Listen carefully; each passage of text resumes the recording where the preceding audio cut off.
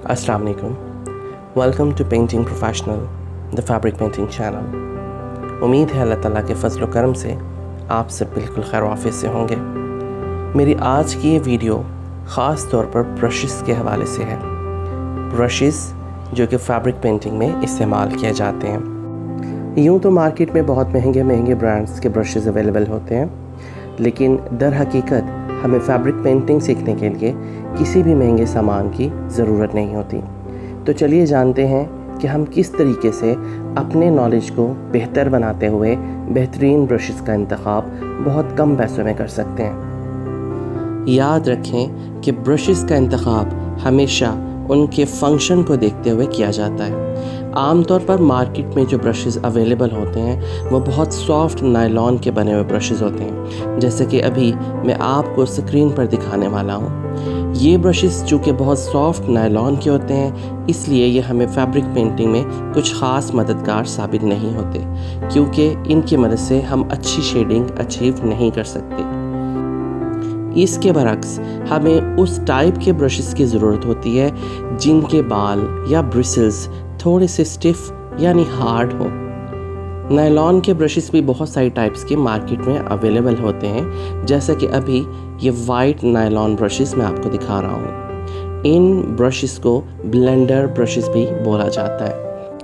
इस टाइप के ब्रशेस मामूली सी सख्त नायलॉन के ब्रिसल्स यानी बालों से बने हुए होते हैं। ये ब्रशेस हमारे लिए फैब्रिक पेंटिंग में बहुत मददगार साबित होते हैं। चलिए इन ब्रशेस का इंडिविजुअली रिव्यू कर लेते हैं। इन ब्रशेस में भी मुख्तलिफ तरह की इकसाम पाई जाती हैं, जिनमें राउंड ब्रशेस और फ्लैट एज ब्रशेस, इसके अलावा फिल्बर्ट जो कि ना ही राउंड होते हैं और ना ही फ्लैट होते हैं। अगर आप गौर करें तो इन ब्रशेस के बाल यानी कि नायलॉन ब्रिसल्स बहुत आसानी से मूव नहीं कर रहे। जब मैं इन पर हाथ फेर रहा हूँ या इसको अपने थंब से हिलाने की कोशिश कर रहा हूँ तो ये फ़ौरन अपनी जगह पर वापस आ जाते हैं। अभी आप देख रहे हैं कि मैं इनको अपने हाथ की हथेली पर जब फेर रहा हूँ तब भी ये बहुत आसानी से मूव नहीं कर रहे। यही निशानी है कि ये अच्छे नायलॉन के ब्रशेस हैं। ब्रशेस की ये टाइप जो भी आपको स्क्रीन पर नज़र आ रही है, इसको फिल्बर्ट ब्रश का नाम दिया जाता है। इन नायलॉन ब्रशेस में भी डिफरेंट साइजेस अवेलेबल होते हैं। आप इन ब्रशेस को अपनी ज़रूरत के मुताबिक इस्तेमाल कर सकते हैं। नायलॉन ब्रशेस के अलावा मार्केट में डिफरेंट जानवरों के बालों से बने हुए ब्रशेस भी अवेलेबल हैं, लेकिन इन नेचुरल हेयर ब्रशेस की निस्बत नायलॉन ब्रशेस हमें सबसे ज़्यादा मददगार साबित होते हैं। उसकी वजह यह है कि नेचुरल हेयर्स से बने हुए ब्रशेस जो होते हैं वो अपने अंदर बहुत सा पिगमेंट या बहुत सा केमिकल जो है वो पिक कर लेते हैं। इन ब्रशेस को जब हम कपड़े पर पेंट करने के लिए इस्तेमाल करते हैं तो वो सारा पेंट एकदम से निकलकर कपड़े पर गिर जाता है, जिससे हमारे डिज़ाइन के ख़राब होने का अंदेशा होता है। इसलिए मैं सजेस्ट करूँगा कि बिगनर्स हमेशा नायलॉन ब्रशेस का इंतखाब करें। आमतौर पर natural hair brushes water colour paintings के लिए इस्तेमाल किए जाते हैं, क्योंकि उनमें पानी की कसीर मिकदार की ज़रूरत होती है, जिसके लिए नेचुरल ब्रशेस बहुत मददगार साबित होते हैं, क्योंकि वह अपने अंदर बहुत सा पानी एकदम से इकट्ठा कर लेते हैं। फैब्रिक पेंटिंग के लिए मार्केट में जो बेस्ट ब्रशेस बहुत कम प्राइस पर अवेलेबल हैं वो अभी मैं आपको अपनी स्क्रीन पर दिखा रहा हूँ। इन ब्रशेस की सबसे अच्छी बात यह है कि ये ब्रशेस 5 से 6 डिफरेंट साइजेस में एक ही पैकेट में बहुत कम प्राइस पर अवेलेबल होते हैं। ये 6 ब्रशेस का कंप्लीट सेट मैंने एक लोकल ड्राइंग स्टोर से सिर्फ 100 रुपीज़ में ख़रीदा है। ये ब्रशेस भी नायलॉन के बने हुए ब्रशेस होते हैं, लेकिन ये नायलॉन थोड़ा सा स्टिफ होता है, जैसे कि मैंने आपको पहले वाइट नायलॉन ब्रशेस दिखाए हैं।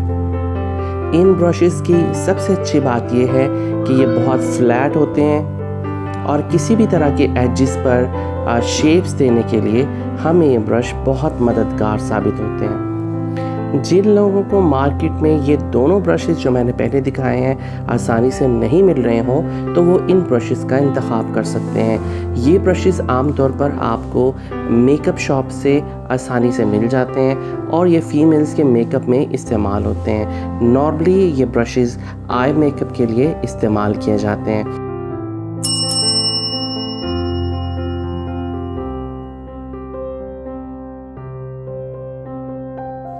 याद रखें, फैब्रिक पेंटिंग के लिए हमें जो ब्रशेस चाहिए होते हैं उसमें ब्रिसल्स यानी बालों की लेंथ बहुत ज़्यादा मैटर करती है।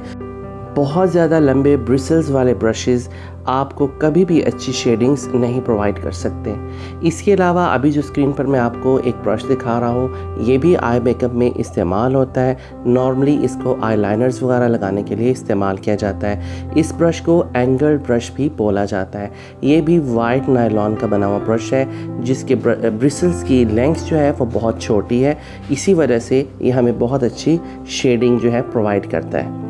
ये तमाम तर ब्रशेज़ आपको मार्केट में बहुत आसानी के साथ अवेलेबल हैं और आपको बहुत कम प्राइस पर बहुत इजीली मार्केट में मिल जाते हैं। अब हम अपनी वीडियो के एंड पर इन तमाम ब्रशेज़ को दोबारा से एक दफ़ा देख लेते हैं। मेरे नज़दीक फैब्रिक पेंटिंग के लिए जो सबसे बेस्ट ऑप्शन है वो ये वाले blue handle square cut brushes हैं जो कि इजीली मार्केट में अवेलेबल हैं, जो कि बहुत कम प्राइस में अवेलेबल होते हैं। उसके अलावा अगर इनको प्रॉपरली हम यूज़ करें और थिनर से अच्छे तरीके से वॉश करके रखें तो ये एक ब्रश भी बहुत अरसा चल जाता है। आमतौर पर मेरी जो भी फैब्रिक पेंटिंग्स होती हैं मैं उनमें सारा काम एक ही ब्रश से निपटा लेता हूँ। तो आप लोग बखूबी अंदाज़ा कर सकते हैं कि ये एक पैकेट जो तकरीबन 100 रुपये में मुझे मार्केट से मिला है वो कितना अच्छा चल जाता है। इन ब्रशेज़ के बाद मेरे नज़दीक जो बेस्ट ब्रशेज़ हैं वो ये वाले स्क्रबर या ब्लेंडर ब्रशेज़ होते हैं, क्योंकि इनकी हैंडल की लेंथ भी बहुत ज़बरदस्त होती है। इसकी वजह से हमें जो बड़े प्रोजेक्ट्स होते हैं जैसे कि दुपट्टा हो गया या कंप्लीट शर्ट होगी तो उस पर बैकग्राउंड वर्क करने में बहुत आसानी होती है। और तीसरे नंबर पर मेरे नज़दीक जो बेस्ट ब्रशेज़ हैं वो ये वाले मेकअप ब्रशेज़ हैं जो कि आपको आराम से कॉस्मेटिक स्टोर से मिल जाते हैं। याद रखें, फैब्रिक पेंटिंग भी बहुत से डिफरेंट स्टाइल्स में की जाती है जिसमें वेट ऑन वेट स्टाइल और dry on wet style and then dry on dry style. ये सब डिफरेंट टेक्निक्स जब हम यूज़ करते हैं तो उनके लिए हमें डिफरेंट टाइप का मटेरियल रिक्वायर्ड होता है, डिफरेंट कलर्स और डिफरेंट ब्रशेस की ज़रूरत पेश आती है। इन तमाम टेक्निक्स और स्टाइल्स पर मबनी बहुत डिटेल्ड वीडियोस इंशाल्लाह मैं अपने चैनल पर डालने वाला हूँ। ये सब टेक्निक सीखने के लिए मेरे चैनल पर ज़रूर बने रहिए। अपना बहुत सारा ख्याल रखिएगा और मुझे अपनी दुआओं में याद रखिएगा। अल्लाह हाफिज़।